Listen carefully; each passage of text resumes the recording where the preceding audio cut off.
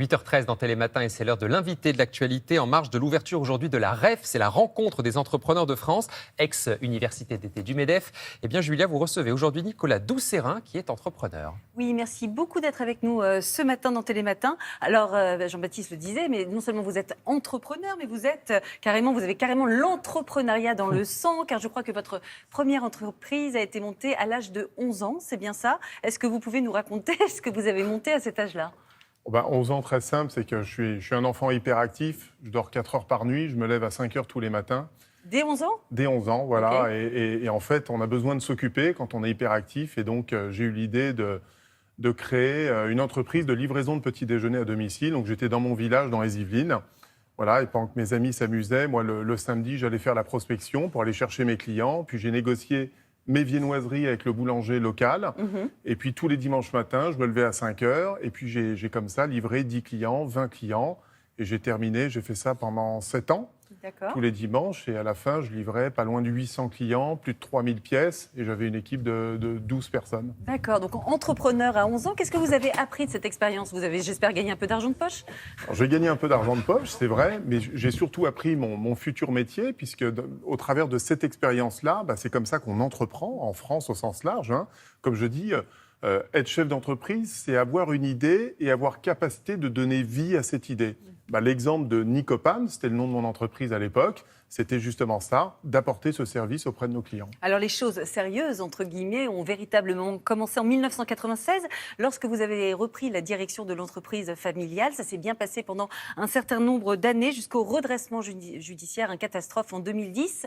Est-ce que vous pouvez nous raconter ce qui s'est passé cette année-là, pourquoi ça a périclité comme ça, et ce que vous avez ressenti?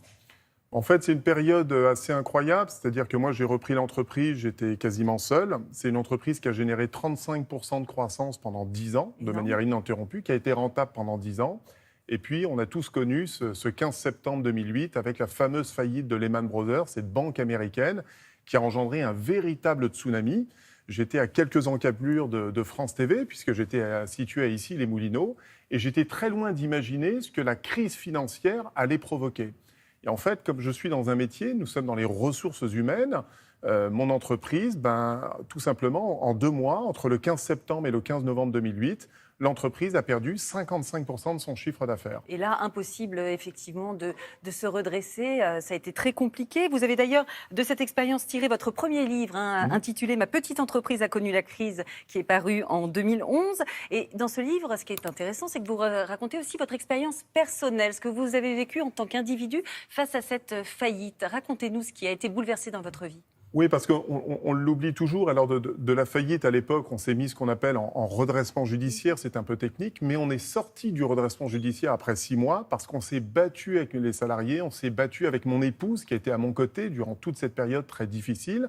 Parce qu'on l'oublie, le chef d'entreprise, il est confronté à ses peurs, à ses angoisses, le fait de devoir licencier des collaborateurs pour raisons économiques, le fait de ne plus pouvoir se payer, de ne plus pouvoir payer ses traites. Vous êtes pris d'une angoisse. Il m'est arrivé parfois de m'arrêter sur le bord de la route et de m'effondrer en larmes par cette peur. Par stress. Par Votre stress, femme était exactement. enceinte à l'époque. Oui, vous avez été interdit, c'est ça, bancaire, à titre personnel. C'est compliqué à gérer tout ça. Et puis, vous avez rebondi et vous avez remonté une boîte dans un contexte hostile. En mars 2020, je crois que c'était le 6 mars, le confinement est arrivé 15 jours plus tard. Ce n'était pas un contexte idéal. Et pourtant, ça a marché. Est-ce que vous avez la sensation à présent d'être en quelque sorte le fer de lance de la résilience des entrepreneurs, c'est-à-dire celui à qui il est arrivé des catastrophes et qui à chaque fois rebondit? Oui, alors c'est vrai, votre parallèle est très intéressant. Autant la première crise, elle m'a tétanisé sur place. Vous l'avez gravé. C'était très peur. Il m'a fallu du temps pour d'abord la comprendre, l'assimiler et prendre ensuite les bonnes décisions pour permettre à l'entreprise quand même de valider ce plan de continuation et de s'en sortir. Autant la deuxième, j'en souviens très bien, nous étions le 6 mars 2020.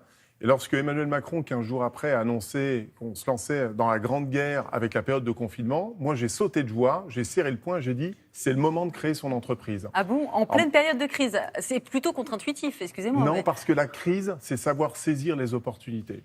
Et c'est vrai que le fait d'avoir vécu cette crise, j'ai énormément appris de la crise. Je pense d'ailleurs que je suis un bien meilleur chef d'entreprise aujourd'hui que je ne l'étais il y a 10 ans. Et moi, durant cette crise, j'ai déposé mon nom, j'ai créé mes statuts en moins de 24 heures, j'ai appelé les clients, je leur ai dit « soyez pas tétanisés, c'est maintenant qu'il faut y aller ». Et je suis très fier avec mes équipes, puisqu'en l'espace de 2 ans, nous sommes partis de zéro et nous allons réaliser plus de 10 millions d'euros de chiffre d'affaires pour notre 2e année. On est même rentré dans le top 500 des champions de la croissance. Et puis vous avez écrit un deuxième livre. Ma petite entreprise a encore connu la crise. Merci Emmanuel Macron. Comme j'étais confiné, il fallait occuper mes journées, donc j'ai écrit la suite et j'en ai profité durant la crise. Encore une fois, la crise, le message qu'il faut faire passer, c'est que les crises ouvrent des opportunités. Et en fait, il faut avoir cette capacité de prendre du recul, prendre de la hauteur, saisir les opportunités pour adapter son modèle économique et finalement tirer profit de ces périodes troubles, mais qui permettent de créer plein d'ouvertures et plein de possibilités. Qu'est-ce que vous pourriez dire aux jeunes qui nous regardent et qui veulent devenir entrepreneurs? Je crois qu'ils sont de plus en plus nombreux à vouloir échapper au salariat et au patron. Oui, c'est vrai. D'ailleurs, c'est propre à mon métier, parce que moi, je fais du management de transition. Donc, on est vraiment dans la période du freelancing, de ces salariés qui veulent plus être en CDI. Et nous, on offre des cadres de direction pour accélérer les transformations des entreprises. C'est la vocation aujourd'hui de mon entreprise.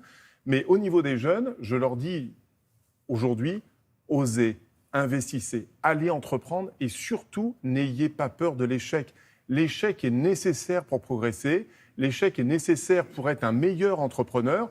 Je dis toujours cette petite boutade, mais qui est très vraie. Je dis, vous savez, lorsque j'ai la chance de faire quelques conférences auprès des étudiants, au début, quand on est un bébé, on est à plat ventre, puis à un moment, on se met à 4 pattes, puis on se met debout, puis on tombe. Qu'est-ce qu'on fait? On se relève, puis on retombe, puis on se relève, puis on fait le premier pas. Et à la fin, on sait tous marcher. Eh bien, être entrepreneur, c'est exactement la même chose. Il faut apprendre de ses erreurs. Il ne faut pas se renfermer sur soi-même. Il faut au contraire s'ouvrir. Donc, je dis aux jeunes, entreprenez, investissez, créez des entreprises, lancez les idées. Et si jamais vous vous trompez, eh bien, c'est pas grave. Vous allez apprendre et vous ferez mieux la prochaine fois. Ça arrive même aux meilleurs. Donc, exactement. Merci pour votre exemple. Merci beaucoup, Nicolas Doucerin, d'avoir été avec nous ce matin. Je rappelle vos 2 livres. Ma petite entreprise a connu la crise. Puis le second, Ma petite entreprise a encore connu la crise. On espère ne jamais vous recevoir pour un 3e ouvrage. Merci. Merci à vous.